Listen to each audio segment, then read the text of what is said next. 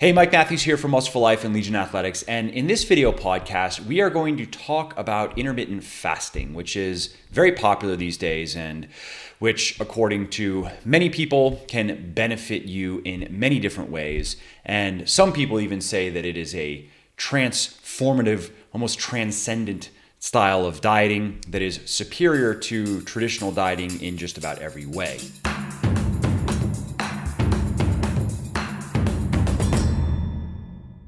Now, if you are skeptical when you hear something like that, especially when you hear something like that about what really just boils down to cramming all of your calories into a shorter eating window, that is good. You should be skeptical. Because let's face it, fad diets come and go each and every year, and every few years there seems to be a shift in the macro trend of fad diets. So if you go back to the 90s, for example, the macro trend was low fat, and then the fad diets of that time were just variations of low fat diets. And now it's all about high fat dieting. And so now you have, for example, ketogenic dieting is on the upswing. More and more people are asking about ketogenic dieting these days. Before that, it was paleo, a different version of high fat dieting.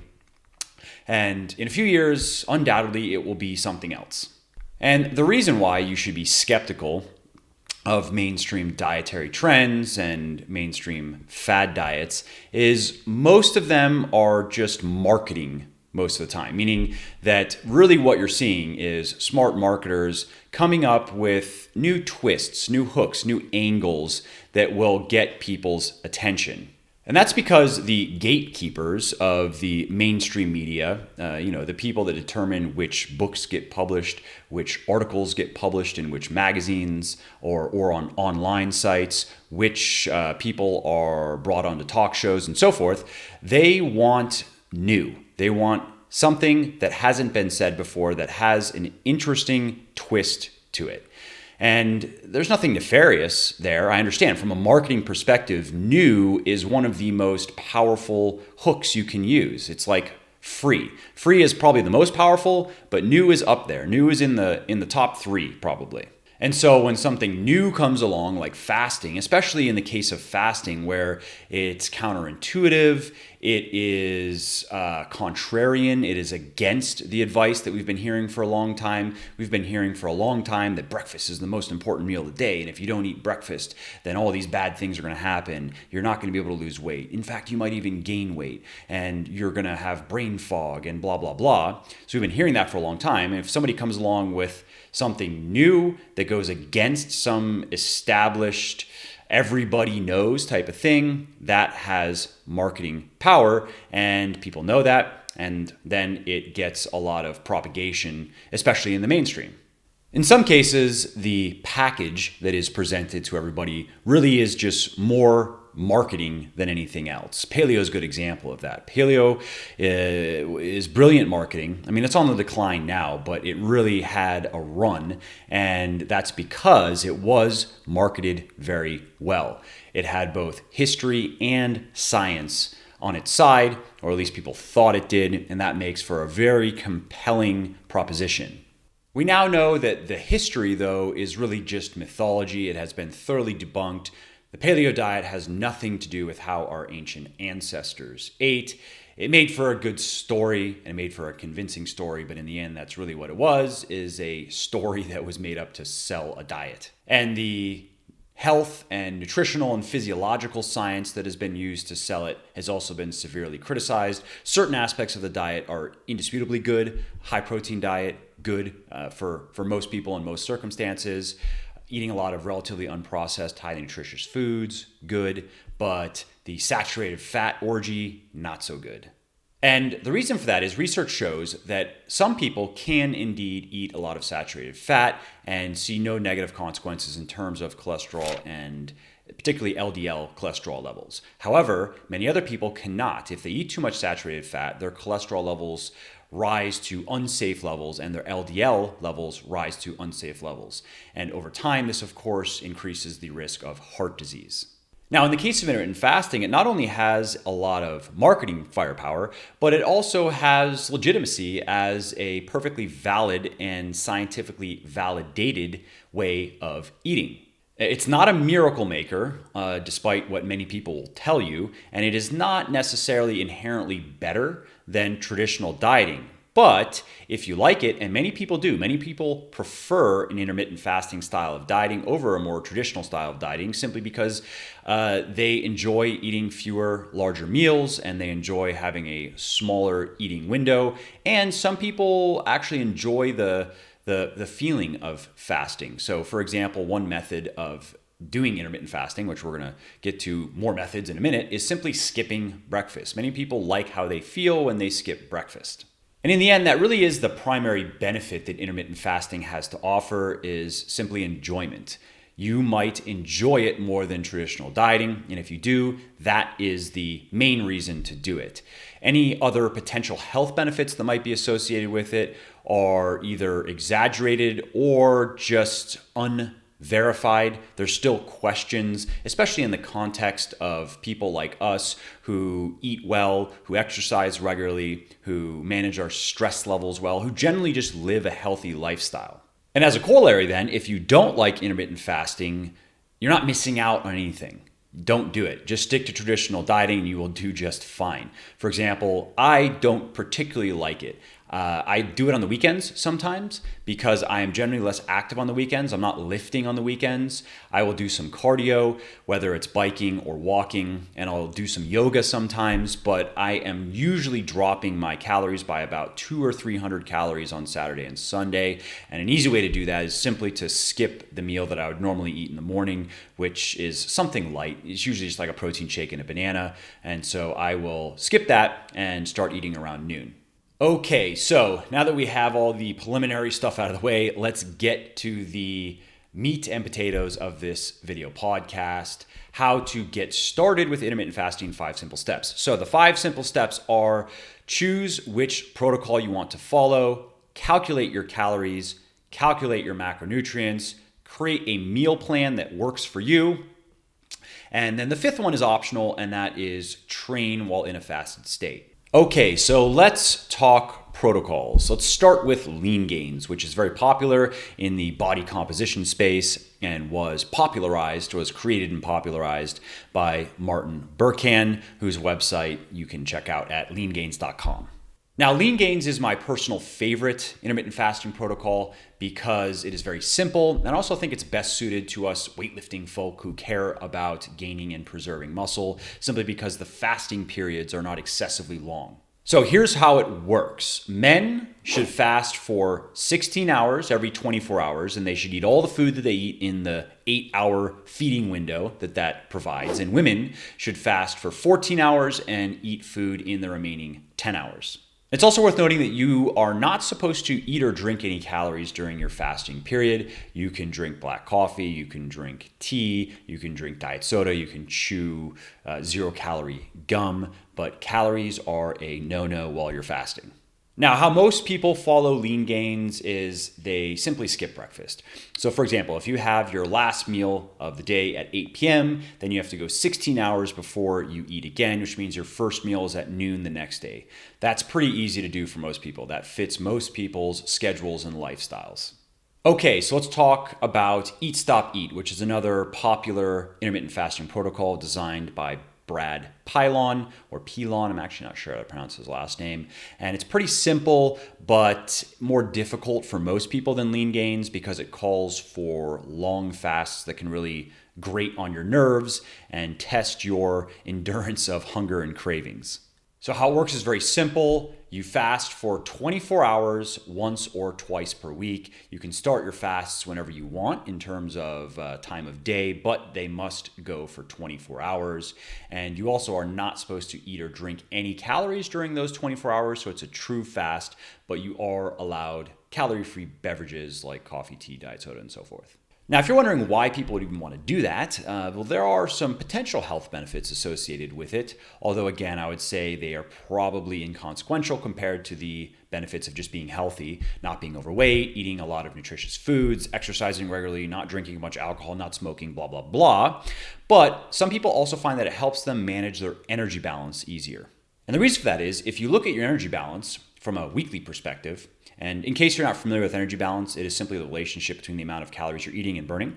So if you look at that from a weekly perspective instead of a daily perspective, and for 1 to 2 days out of that week, you are eating no calories, you get to eat more calories on the other days. And so how I've seen many people do this is eat Monday through Saturday and fast on Sunday, or eat Sunday through Friday and fast on Sunday. Some people do fast both Saturday and Sunday, but that is rare because it's pretty hard. You don't feel very good. But many people can go 1 day without eating as long as they drink plenty of water and are not super active. Okay, moving on to the warrior diet, which is a style of intermittent fasting that was popularized by the book of the same name, written by HOFMEKLER, and it involves fasting-ish, and I'll explain what I mean in a second, for 20 hours a day and eating most of your food in one large meal at night.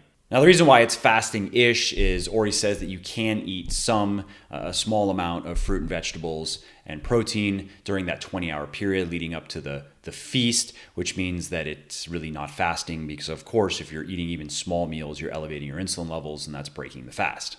A couple other quibbles I have with the warrior diet is, one, Ori says that eating a lot of food at night is more in line with our biology and will help us gain muscle and lose fat faster, sleep better, and more. And unfortunately, there really isn't any good evidence for that. And in fact, research even refutes some of it. And the warrior diet also makes it very hard to manage your macronutrients properly because good luck eating 200 or 300 grams or more of carbs, for example, in just 1 or 2 meals with all the protein that you need and fat. It is very uncomfortable. So in the end, I guess I would only recommend the warrior diet to people who just like to eat 1 meal per day. Moving on, let's talk about alternate day fasting, which, as you can guess, and this is also generally referred to as ADF, is a method of intermittent fasting where you alternate between days of eating and not eating. Now, like the warrior diet, your fasting days are not really fasting because you are told to eat 20 to 25% of your total daily energy expenditure, which comes out to 500 to 700 calories for most people.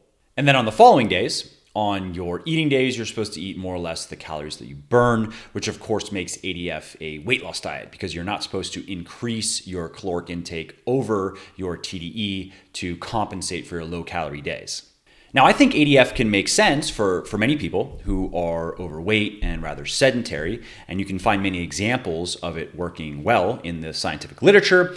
However, I don't think it is well suited to most of us fitness folk for 2 reasons. One, if you want to minimize muscle loss while you're doing it, then you are going to have to eat basically nothing but protein on your low calorie days. So you're gonna have to turn it into like a protein sparing modified fast would be the technical term. And while that can work, it is not enjoyable. And the second reason why I don't really like ADF for us fitness people is your workouts are going to be worse than usual, regardless of whether you do them on your low calorie days or your higher calorie days. You are not going to have the energy and the endurance that you are used to. Okay, so those are the protocols I wanted to talk about. There are other protocols out there, of course, but they're all patterned on the ones that we just talked about. And again, if you're new to intermittent fasting, just start with lean gains. It is a good protocol. It's simple and it works. And it is especially good, again, for us people who are into working out. So the next step, once you have your protocol decided on, is calculating your calories. And this is very important. Calories in versus calories out matters just as much when you are intermittent fasting, when you're using an intermittent fasting style of dieting, as when you're using a traditional style of dieting. You simply cannot get around the importance of energy balance. And if you're not sure how to do that, check out the link that I'm going to put down in the description below because it explains to you a bit more about why caloric intake is important and also has a handy dandy calculator that you can use to figure out how many calories you should be eating. And if you are just listening to this, you can find this article at legionathletics.com. And if you go search for intermittent fasting, you will see an article I wrote along the lines of how to get started with intermittent fasting in 5 simple steps. So of course, the long story short here with calories is If you want to maintain your body weight, then you are going to be eating somewhere around your total daily energy expenditure. Of course, that's a moving target. You're never going to hit it exactly, but you're going to calculate it as accurately as you can and then try to stick to that number as well as you can. If you want to lose fat, you are going to be eating less energy than you're burning every day. I recommend a moderately aggressive but not reckless deficit of about 25%. If that is too much for you, try 20%. If that is too much for you, try 15%. And if you want to gain muscle, and if you want to gain muscle and not fat, then I recommend you're going to gain some fat, but if you want to gain as much muscle and as little fat as possible, then you want to be eating more calories than you're burning, slightly more. I recommend 10 to 15% more calories than you're burning, so 110 to 115% of your TDEE. And the next step is calculating your macros, your macronutrients, turning those calories into protein, carbohydrate, and fat. And this is important because when we're talking about weight, if we're talking about gaining or losing weight, then calories in, calories out tells us everything we need to know. Energy balance is the long and short of it. If, however, we want to gain muscle and not fat, or lose fat and not muscle, then we have to go beyond calories in versus calories out. We have to look at where those calories are coming from in terms of protein, carbs, and fat. And if we can optimize that, then we can not just gain weight or lose weight, but we can learn how to optimize our body composition. And that really ultimately is the goal. And again, if that's news to you, then click the link to the article in the description down below, or go to the article that I just described earlier, because there is a bit more that you might want to learn about it. And again, the calculators will make this very easy for you. But the simple formula for macros is, if you are dieting to lose fat, then I recommend that you eat 1 to 1.2 grams of protein per pound of body weight per day, or you can simply set that to 40% of your daily calories if you are very overweight, and that would mean eating an absurd amount of protein. Now, if you are maintaining or lean bulking, then you can eat anywhere from 0.8 up to 1.2 grams of protein per pound per day.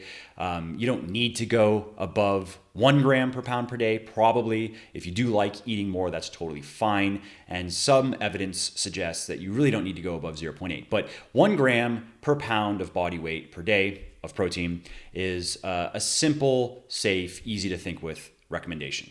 From there, dietary fat is next. I recommend 0.25 to 0.3 grams of dietary fat per pound of body weight per day if you are cutting. And if you are maintaining or bulking, I recommend anywhere from 0.3 to 0.4 grams of dietary fat per pound of body weight per day. And if you are curious as to what types of dietary fat you should be eating, I will put a link to an article down in the description below that breaks it all down. And for those of you who are listening, head over to muscleforlife.com and search for dietary fat and check out the article. I believe it's the definitive guide to dietary fat. I don't remember the exact title, but it will come up on Muscle for Life if you just search dietary fat.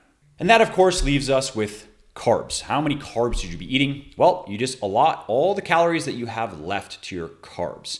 Now, if you're not sure how to do that, again, do just check out the article down in the description below. Or if you're listening, do head over to Legion Athletics and search for fasting or intermittent fasting. Check out the article, because I break the math down in that article and just give you a calculator, which again makes it very easy. All right, so now you have your calories, you have your macros. The next step is creating a meal plan, and that is exactly what it sounds like. It's a plan for the foods that you're going to eat every day and at what times. And I really recommend that you put a little bit of time into this, because it makes dietary compliance very easy. It means that you don't have to try to make on-the-fly decisions of what you're going to eat every day. You don't have to worry about fiddling around with MyFitnessPal. You can just do the work, and if you are proficient at it, it really doesn't take more than 10 or 15 minutes to make a meal plan. If it's your first one, maybe it'll take you 30 or 45 minutes. But once you have it, it just makes it very easy to stick to, because you get to know exactly what you're eating every day in exact amounts, and you get to eat the foods that you like. And you don't have to wonder if your numbers are too high or too low, both your calories and your macros. Now, if you're not sure how to make a meal plan, again, I have an article linked down below that breaks it all down for you. And if you're listening, you can head over to legionathletics.com and just search for meal plan, and you will see an article that I wrote that shows you how to do it. And that brings us to the last point, which is optional, and it is fasted training while in a fasted state, which Physiologically speaking, is a state wherein your body's insulin levels are at a low baseline level. So your body has finished processing your last meal, whenever it was, and now it is surviving off of its fat stores, basically waiting for the next meal. Now, you don't have to train in a fasted state if you are doing intermittent fasting, and there aren't any major benefits to training in a fasted state. There are some benefits if you're cutting, and I'll get to that in a second, but many people just prefer it. They just like the feeling of having nothing in their stomach when they're lifting, especially people that train early in the morning. Now, if you're cutting, fasted training can be beneficial if you combine it with a few supplements like caffeine, synephrine, and yohimbine, because research shows that if you take fasted training and you add those supplements into it, you are not only going to lose fat faster, but you are also going to lose stubborn fat faster. So the fat that takes its very sweet time, for us guys, it's usually the lower abs, love handles area. For most girls, it's the hips and thighs.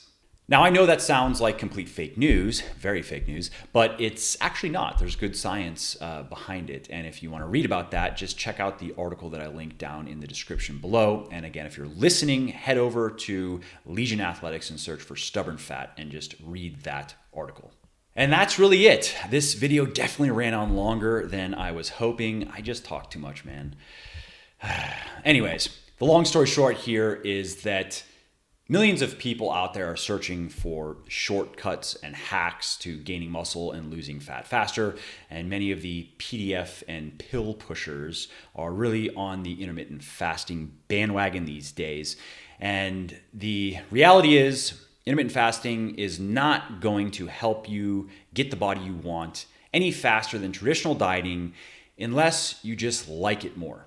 In other words, if it helps you with your dietary compliance, if the unconventional meal timing just fits your lifestyle or just fits your preferences more than traditional dieting, then great, it's for you. If, however, you know that you're not going to like it, or if you try it and you really don't like it, like me, again, I wouldn't say I really don't like it. I just don't particularly prefer it. I like eating smaller meals every few hours, starting with a small meal before I work out. Usually I'll have a banana with a scoop of protein. If I want more carbs, I'll mix that with some rice milk to get an extra 20 to 25 grams of carbs. I prefer that. And then I like to work out and then eat within an hour or so of my workout. So, I'm eating 3-ish hours after that first meal and eating a few hours after that. I prefer that. And I also really should mention that research has shown that eating fewer, smaller meals with at least 20 grams of a high quality protein is probably better for muscle gain over the long term as well.